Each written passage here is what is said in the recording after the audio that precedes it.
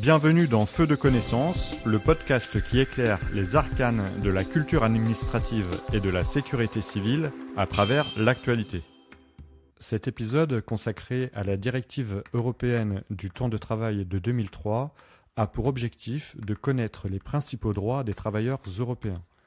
Cet épisode reviendra également sur la souplesse de cet acte législatif qui permet des aménagements et des dérogations dans certaines conditions.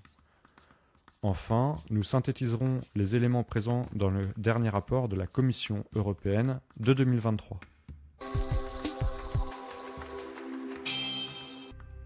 L'Union européenne doit remplir les objectifs fixés dans les traités européens. Pour cela, elle adopte différents types d'actes législatifs. Nous pouvons retrouver des règlements qui doivent être mis en œuvre dans leur intégralité dans toute l'Union européenne. Nous retrouvons des décisions qui sont des actes contraignants pour les destinataires auxquels elles s'adressent. Alors ça peut être un pays de l'Union européenne ou une entreprise par exemple. Elles sont directement applicables. Nous retrouvons également des recommandations et des avis qui, eux, sont des instruments qui permettent aux institutions d'exprimer une opinion d'une façon non contraignante. En d'autres termes, sans imposer d'obligations légales à leurs destinataires. Et enfin, le dernier type d'acte législatif, les directives, qui sont quant à elles des actes législatifs qui vont fixer des objectifs aux pays de l'Union européenne. Toutefois, chaque pays sera libre d'élaborer ses propres mesures pour les atteindre.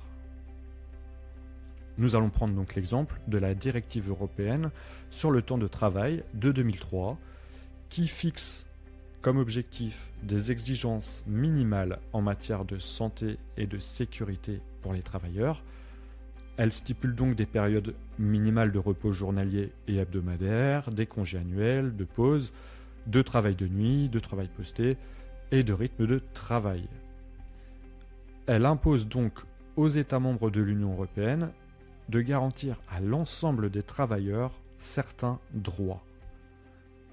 Nous allons commencer par le droit d'avoir un temps de travail hebdomadaire limité. La durée moyenne du travail, pour une période de 7 jours, ne devra donc pas dépasser 48 heures supplémentaires comprises.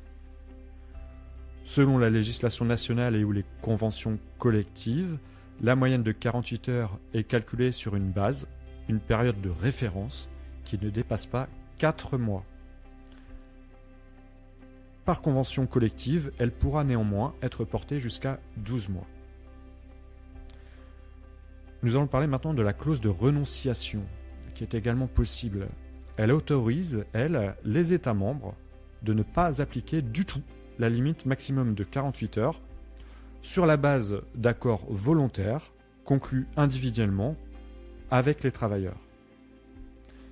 Dernièrement, de nouvelles questions ont surgi en matière de définition du temps de travail, stipulant que le temps de garde sur le lieu de travail fait bien partie du temps de travail. Certains États membres ont refusé de mettre en œuvre ces jugements et ont demandé l'application de la clause de renonciation, notamment aux médecins dans les hôpitaux et aux travailleurs en temps de garde, ou encore aux sapeurs-pompiers.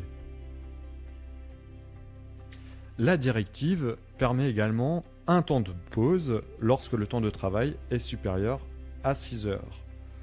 Le travailleur a le droit également à une période minimale de repos de 11 heures consécutives, une période minimale de repos journalier toutes les 24 heures doit être prévue.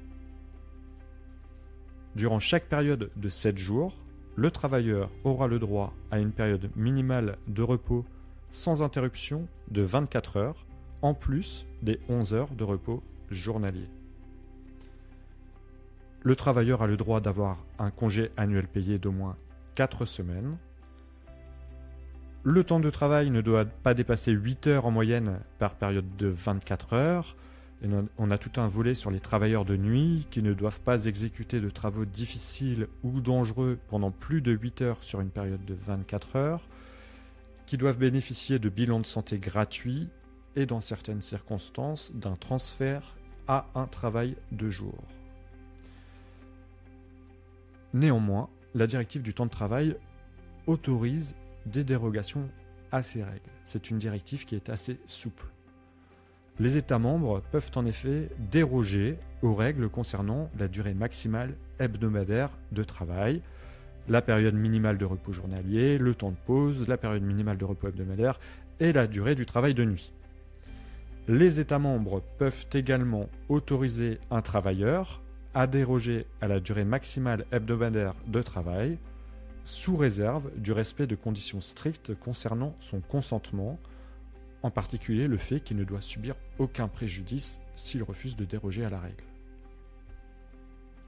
Cette directive contient également des règles spéciales qui sont applicables à certaines catégories de travailleurs, comme par exemple des directives particulières concernant les heures de travail qui s'appliquent aux travailleurs du secteur de transport spécifique. On pense au transport aérien, ferroviaire, maritime, par exemple.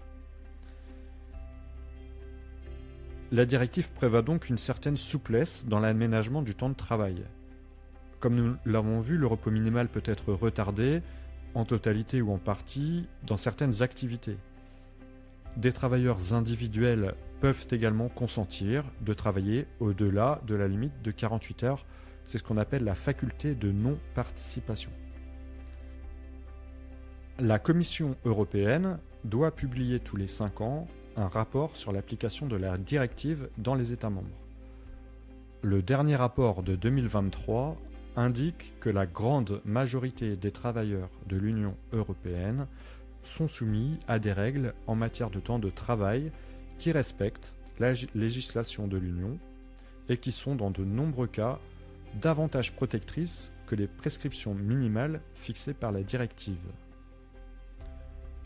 Le rapport de la Commission relève néanmoins différents problèmes, notamment en ce qui concerne certains États membres qui n'ont toujours pas défini le temps de garde ou ne l'appliquent pas de manière appropriée dans certains secteurs, comme par exemple la santé, la sécurité, le maintien de l'ordre ou les services d'urgence.